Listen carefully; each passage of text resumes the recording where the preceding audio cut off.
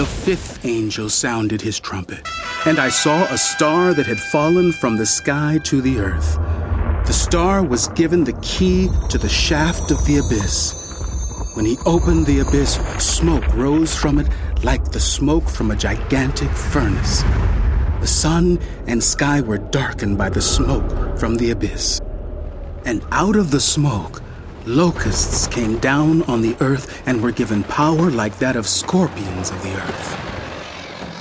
They were told not to harm the grass of the earth or any plant or tree, but only those people who did not have the seal of God on their foreheads. They were not allowed to kill them, but only to torture them for 5 months. And the agony they suffered was like that of the sting of a scorpion when it strikes. During those days, people will seek death, but will not find it. They will long to die, but death will elude them. The locusts looked like horses prepared for battle. On their heads they wore something like crowns of gold, and their faces resembled human faces. Their hair was like women's hair, and their teeth were like lions' teeth. They had breastplates, like breastplates of iron, and the sound of their wings was like the thundering of many horses and chariots rushing into battle. They had tails with stingers like scorpions, and in their tails they had power to torment people for 5 months.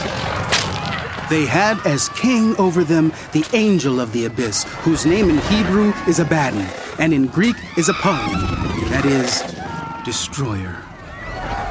The first woe is past. 2 other woes are yet to come. The sixth angel sounded his trumpet, and I heard a voice coming from the 4 horns of the golden altar that is before God. It said to the sixth angel who had the trumpet, "Release the 4 angels who are bound at the great river Euphrates." And the 4 angels who had been kept ready for this very hour and day and month and year were released to kill 1/3 of the world's people. The number of the mounted troops was 200 million. I heard their number. The horses and riders I saw in my vision looked like this.